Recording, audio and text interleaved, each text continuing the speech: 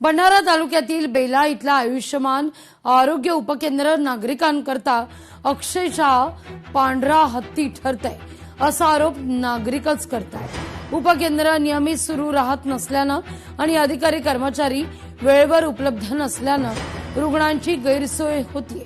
औषधांचा नियमित पुरवठा नसल्याचा आरोपही नागरिकांकडून होतोय। पायाला काहीतरी लागलं असं लोह्याचं, म्हणून मी याला इंजेक्शन घ्यायला ट्रीटमेंट करायला इथं आलं। तर इथे येऊन बघतो तर इथं सगळं बंद बंद दिसते कारभार। आजूबाजूची व्यवस्था बघितलं तर असं वाटतं की इथं कित्येक दिवसापासून कोणीच आलेला नाही आहे। तसं आजूबाजूला मी थोडंसं चर्चा केली लोकांसोबत, तर त्यांनी सांगितली मला की बा इथं कोणीच येत नाही, हे फक्त वास्तूच उभी आहे इथं। याचे इथं आता रंगरांगोळी चालू आहे दिसली।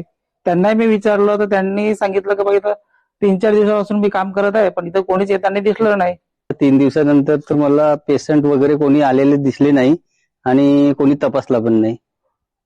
आता त्यांचे ते शिबिर का चालू होतं त्यासाठी ते आओ म्हणतात तिकडे, आणि माझे एकटे मी काम करत आहे। तर 4 वर्ष झाले आम्ही इथं राहतो, पण 4 वर्षापासून पाहतो की पेशंट लोक येतात। आता आमची गेट वगैरे बंदच राहते, पण मी आतमध्ये कामं वगैरे करत असली तर कधी दाराला ठोकतात, गेटला ठोकतात की डॉक्टर लोक आहेत का बा, येतात का बा, आज येणार आहेत का बा असे विचारतात। पण आम्हाला यांची माहिती नसते की परफेक्ट किती वाजे येतात, काय येतात, कारण हे कधी दिसत नाही आम्हाला येतात बा म्हणून। आणि पेशंट लोक बिचारे म्हातारे येतात, कधी उन्हात अनात येतात, तर ते लोक मला पाणी मागतात, बसतात आणि मग बसल्यानंतर थोडा वेळ आणखी वाट पाहतात, मग जातात ते परत।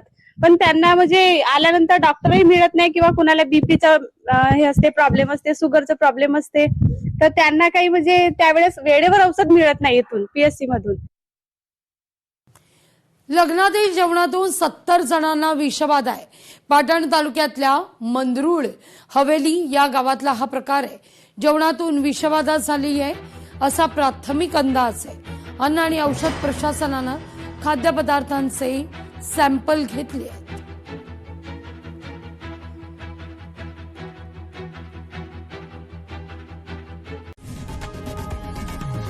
लोकशाही मराठी ऐका, पहा, जागरूक रहा।